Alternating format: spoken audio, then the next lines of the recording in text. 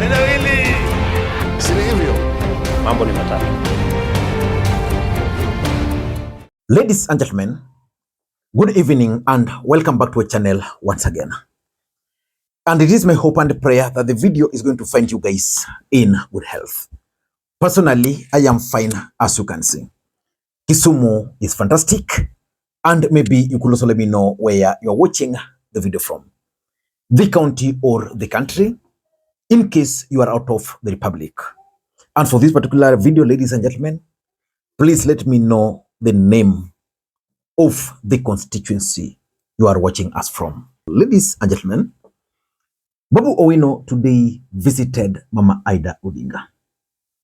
And Babu Owino gifted Mama Ida Odinga with a Bible. And for me, that visit by Babu Owino to Mama Ida Odinga is significant, politically speaking. And I want to talk about it. Before we do that, let me just take you through what Babu Owino posted after that particular visit. This is what Babu Owino posted. Today I went to Opoda and Kango Kajaramogi, places steeped in legacy and honor.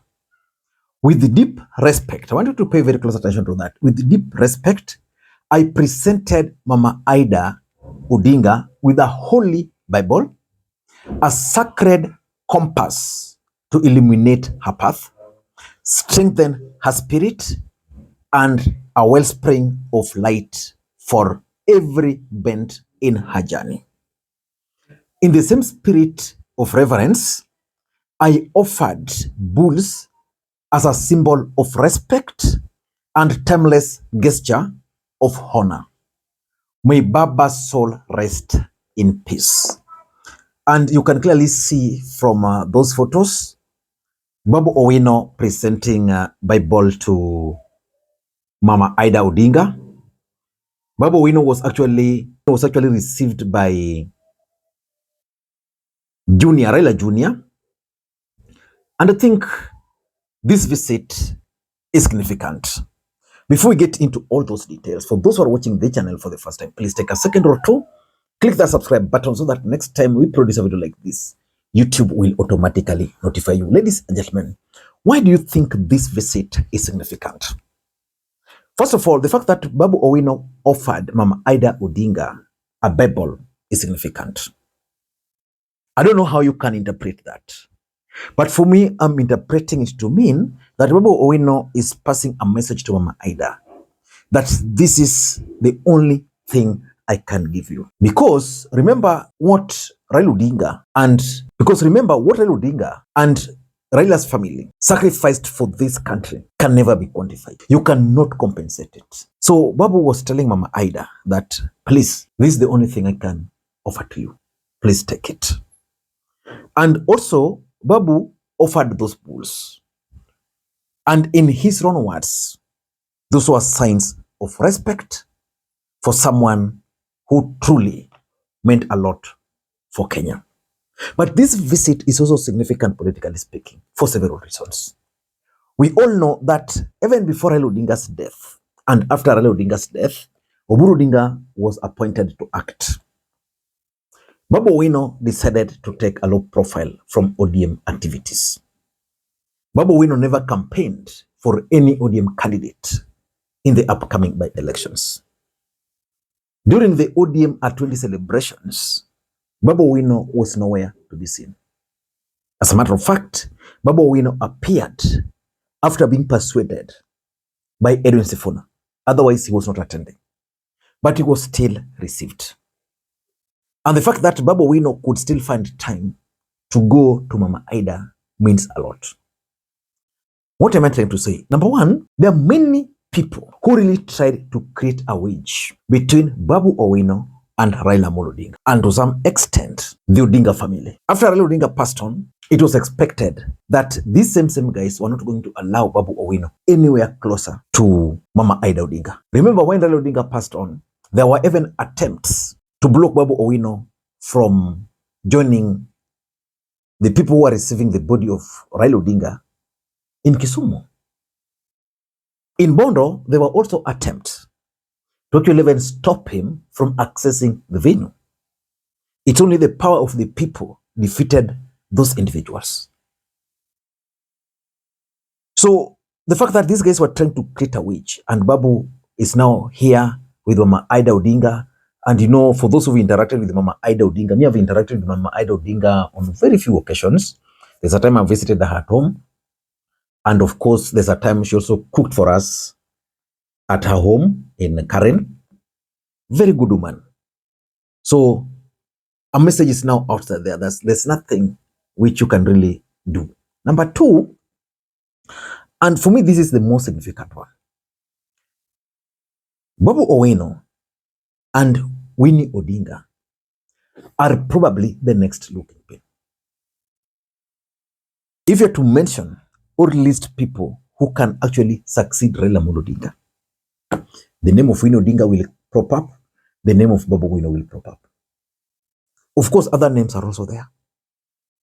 And because the name of Winnie Odinga will always prop up, there were people who are trying so hard to ensure that Babu is kept very far away from the Odinga family.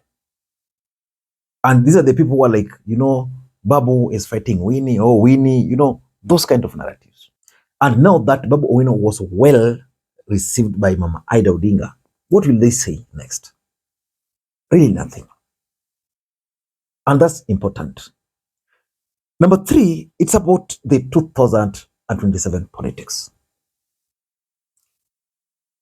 The truth is, in ODM party, there is Winnie Odinga factor. In ODM party, there is Babu Owino factor. Those are things you can't deny. Babu Owino, in my view, is already charting his path away from ODM party. You can't persuade me otherwise. Babu Owino is already out of ODM party. Winnie Odinga is trying to find her way right at the center of ODM party. So is it possible that these two people will later on team up within ODM party? So that if Winnie Odinga becomes the ODM party leader, then Babu Owino will then join her and run for Nairobi under ODM party. I don't know. But I'm looking at 2027 politics. Because if you look at Babu Owino and Winnie, age still favors them. And number three, I'm also looking at post-Raila Odinga politics. Who will succeed Raila Odinga? Again, if you look at Raila Odinga, again, if you look at the same post-Raila Odinga politics, in ODM party, two camps have clearly emerged. They are the old guards and the young thugs. They are the proponents of broad-based government and those who are opposed to it. Babu is opposed to broad-based government. I'm also persuaded to believe that Winnie Odinga is also opposed to broad-based government. But who will succeed Raila Odinga? What next for ODM as a political party? You can't talk about ODM party and exclude those two, especially the ODM future.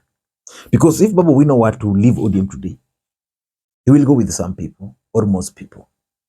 Those are ODM members, not be cheated. For Winnie Odinga, there's push for her to succeed Raila Odinga. The other day, Alado was even proposing that Winnie Odinga should be accommodated somewhere as one of the ODM party, deputy party leaders. And lastly, I think it's about the broad-based government. Winnie is not really for broad-based government. Babu's position on broad-based government is very clear. He doesn't want to entertain anything to do with it. Which means one thing. Could these two planning to team up to launch anti-broad-based government campaigns in Nyanza and within ODM party? I don't know, but the most important thing I've gathered from this visit by Babu Owino to Mama Ida Odinga is that particular present. In your own view, what do you think Babu Owino presenting Mama Ida Odinga with a Bible actually mean? I want to read your comments. Until next time, this is Lima Queen. Bye-bye.